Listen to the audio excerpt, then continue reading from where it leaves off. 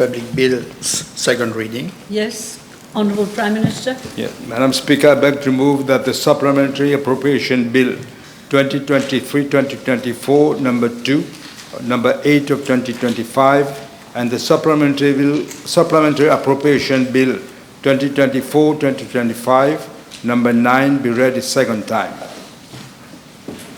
The motion needs to be seconded. Thank you, DPM.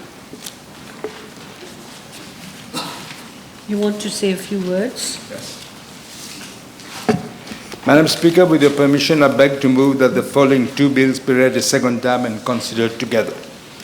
These two supplementary appropriation bills expose once again the irresponsible fiscal stewardship of the previous government. In fact, they confirm what everybody in Mauritius knows. That is, the previous government has dilapidated the finances of our country and left public finances in an unprecedented mess. This has been confirmed by the IMF during its recent Article 4 consultation mission in Mauritius. This mismanagement of public finances by the previous government has also been confirmed by the report of the Director of Audit. In fact, the report has exposed a number of scandals and malpractices that have resulted in wastage of public funds, misallocation of resources, and substandard outcomes.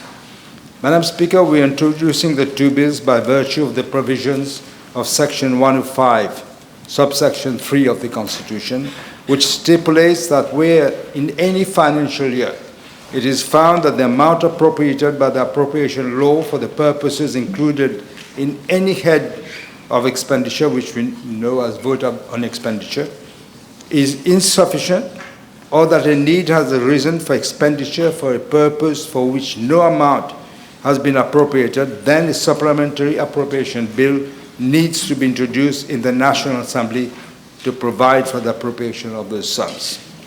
What is scandalous, Madam Speaker, is that the first bill, Supplementary Appropriation 2023-2024, number 2, should have been brought by the previous Minister of Finance, especially as he had the opportunity to do so in the first Supplementary Appropriation 2023-2024 bill, which he introduced in May of 2024. The more so that some expenditures, such as the increase in pensions, were already known at the time.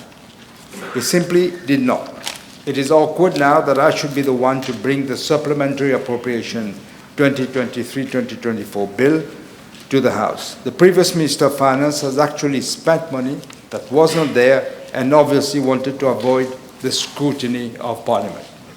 Nevertheless, in the spirit of the Constitution, let me come to the first bill, that is the Supplementary Appropriation 2023-2024, Bill number 2.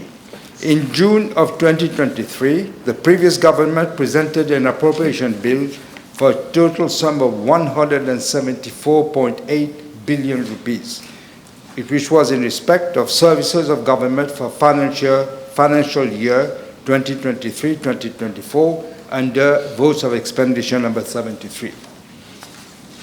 In May 2024, the government introduced a supplementary appropriation bill for an additional sum of 6.7 billion rupees.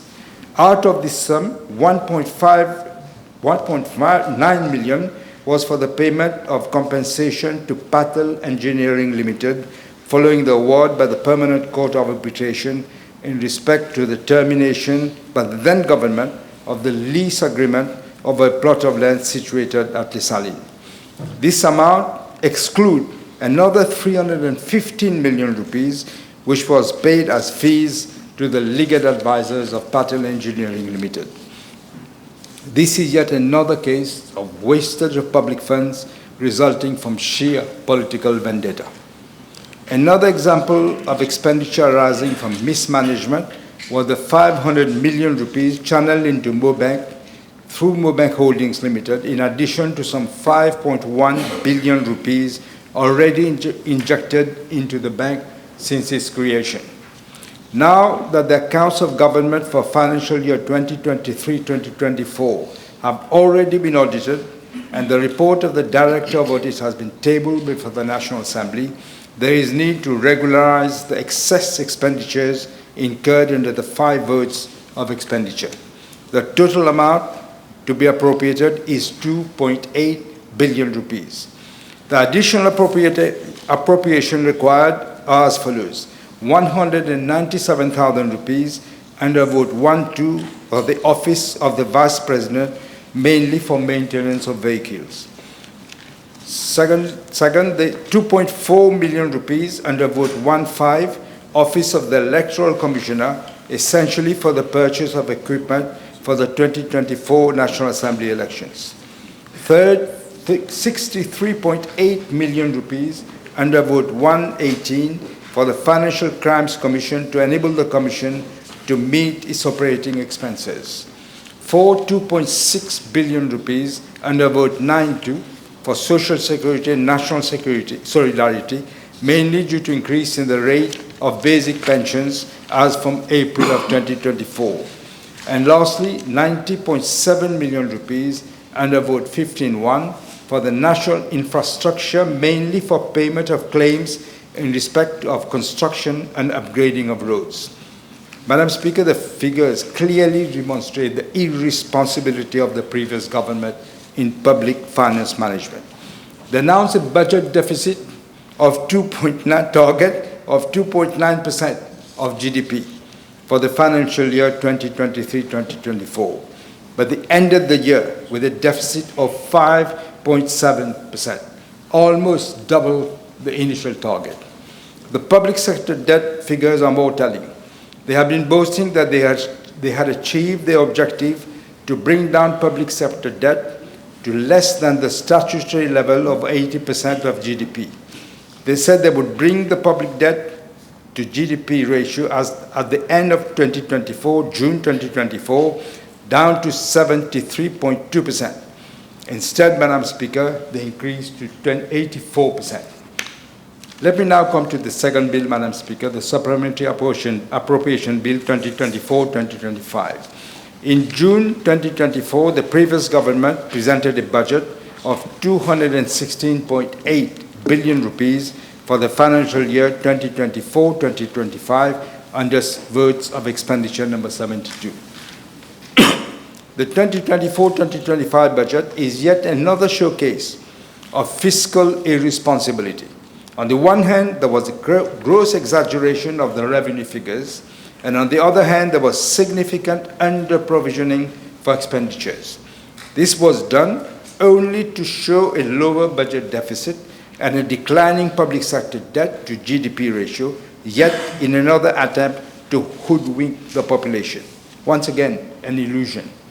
The Supplementary Appropriation Bill that we're discussing today makes provision for an additional appropriation of 21 billion rupees under 5 votes of expenditure, where sums initially voted would not have been sufficient up to June 2025. It is worth noting, Madam Speaker, that 9.3 billion out of the 21 billion is mainly a result of under-provisioning by the previous government for some original projects and schemes. 2.1 billion is for new decisions they took during the course of the year, for which no provision was made in the budget. And the remaining 9.6 billion rupees is for the special effort that we did for the payment of the 14th month bonus and the 2025 salary compensation to protect the purchasing power of the population. Let me point out, Madam Speaker, that 90% of employees in the public and private sectors, as well as pensioners, benefited from the 14th month bonus. Madam Speaker, the 5 votes of expenditure that require supplementary appropriation are as follows. First, 1.3 billion rupees under vote 3-1 for housing and land use planning for the payment of 315 million rupees for legal representation to Patel Engineering Limited, 435 million for additional expenditure in connection with the construction of 466 social housing units, and 550 million for the acquisition of land for various projects.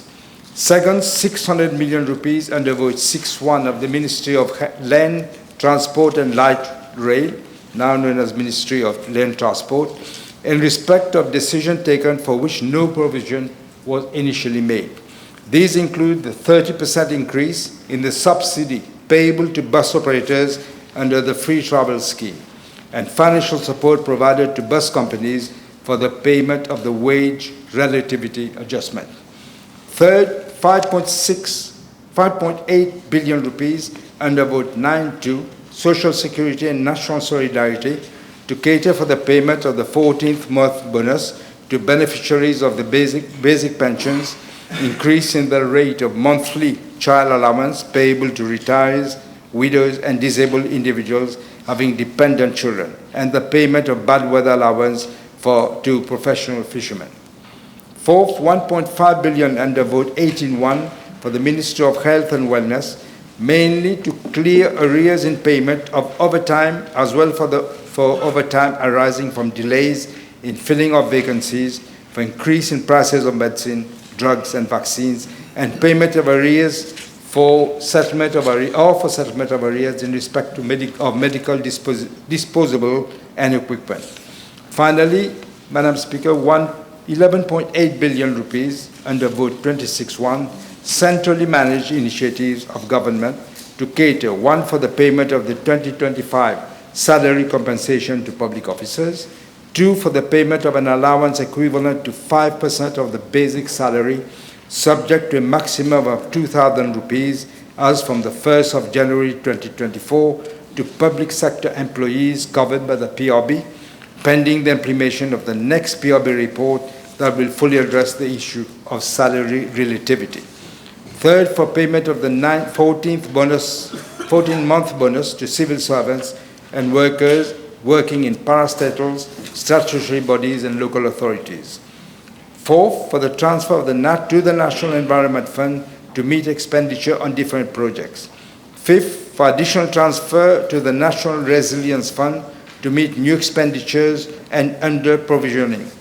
Sixth, for the transfer to the Poverty Reduction Fund in respect of the implementation of the Prime à l'Emploi scheme.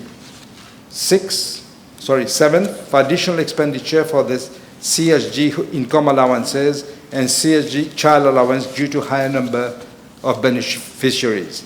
And eighth, for the purchase of special drawing rights from Ukraine under the IMF voluntary trading arrangement. Madam Speaker, it is worth noting that out of the total of 21 billion supplementary appropriation, some 5.9 billion will be for the transfer to special funds, namely 3.9 billion to the National Resilience Fund, 1.1 billion to the National Environmental Fund, and 900 million to the Poverty Reduction Fund. The previous government has depleted the cash balances of these three special funds, which was 36.8 billion as of June 2022. As announced in the government program, there will be a reassessment of these funds and appropriate actions will be taken in the forthcoming budget for their consolidation. This will also be in line with the recommendation of the IMF, which asks that we streamline and limit spending from special funds.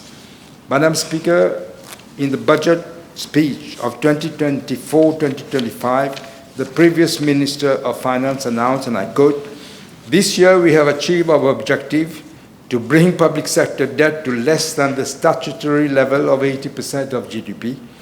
By June 2025, we'll be largely below the statutory level and closer to our medium-term goal of 60% of GDP," unquote. However, the actual situation is the complete opposite, as I mentioned. Owing to the legacy left behind by the previous government, the debt ratio is now expected to increase to over 90% by the end of June 2025, well above the statutory level. The budget deficit would be 9.5% of GDP against initial estimates of 3.4%. Never in our history of public finance management has there been such gross exaggeration of revenue and underestimation of expenditure. This government, Madam Speaker, is fully committed to a responsible approach to fiscal stewardship. The days of reckless spending on white-on-effort projects, and giving out frivolous allowances and increases as was practiced by the previous government are now things of the past. In view of the disastrous state of public finances that we inherited, Our top priority is to implement a credible medium-term fiscal consolidation plan that will bring down the budget deficit and public sector debt to sustainable levels and ensure medium-term macroeconomic stability. We will put our resources where it will have the highest impact in advancing our economic development and uplift the living conditions of our people. Madam Speaker, we will rebuild the fiscal space, promote economic growth, while at the same time protect the most vulnerable. Details on the item of expenditure concerned, as well as explanatory notes that are set out in the estimates of the supplementary expenditure, which have already been laid in the National Assembly together with the supplementary appropriation bills. Before I conclude, Madam Speaker, I would like to inform the House that there has been a typographical oversight in the schedule of appropriation 2024-2025 bill. Under the heading of vote of expenditure in Schedule 9.1, it should have read 9.2. This will be corrected. With these remarks, Madam Speaker, I commend the bill to the House.